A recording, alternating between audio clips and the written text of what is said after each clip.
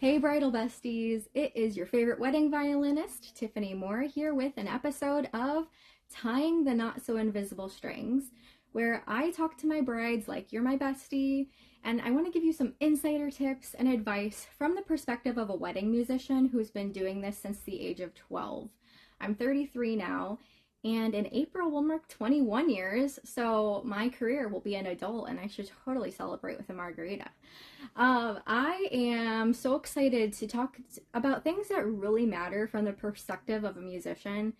And I've talked to several wedding vendor friends of mine, and there's really nobody out there on the interwebs who's doing a series like this. And I feel like it would really educate brides and grooms to be on what goes into a wedding day, what you should be thinking about, and how to select your wedding vendor team, because it's really important to me to connect with my brides. I respectfully talk to the grooms too, but my girls are where I vibe with. And I really do enjoy getting to know you, what love songs are meaningful in your relationship, what you want your ceremony music to feel like, the vibes you want to set, the tones, everything. And if there's a certain song that you have scoured the YouTube universes and you've looked and looked and looked and you can't find a string arrangement for it, that's okay. I'll make one for you. I record my own tracks in my home studio, aka my bedroom closet. And you can actually check out some of my work on Bandcamp. It's linked in my bio. And I have 3 albums out. Anyway, it'll give you a idea and a sampling of what my capabilities are. But I'm not just limited to Disney, Taylor Swift, pop, classical. I do everything. So the first thing I want to talk about that's really important, and I swear I'll keep this short, is really connecting with your vendors before you sign your contract. Honestly, most of my brides find me because of social media.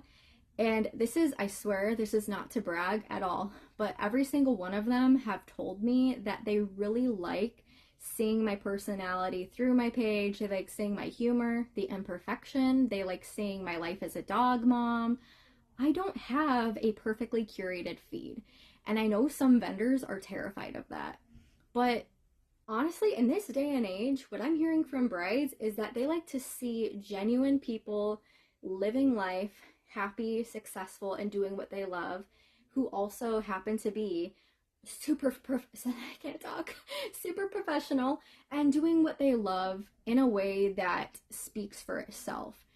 And that also leads me to say, if you're looking for a wedding vendor and someone recommends someone on a Facebook group and they have like a 1-page website that says you can book me for weddings here, but you can't find them on social media, you can't find them on Facebook, Instagram, TikTok, YouTube, showcasing their work or basically proving that they do this for a living, that's a red flag.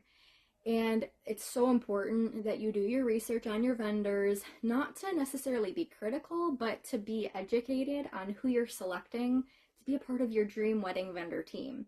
Aside from them bringing a top-tier luxurious experience for you, you want to make sure they know what they're doing. And ultimately, you do want to vibe with them. You have to trust these people with one of the most important days of your entire life. And it's really hard to do that if you don't see them present on social media.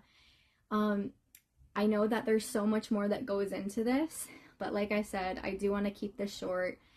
And if you have any questions for me, please feel free to leave it in the comments. If you agree with what I said today, that you're a bride and you do your research on social media and you find that to be accurate, please go ahead and leave a comment if that resonated with you. You're also welcome to pop in my DMs. You can check out my website. You can check out my albums. I'm here for you, and feel free to ask anything. I'm an open book. Have a great day, besties.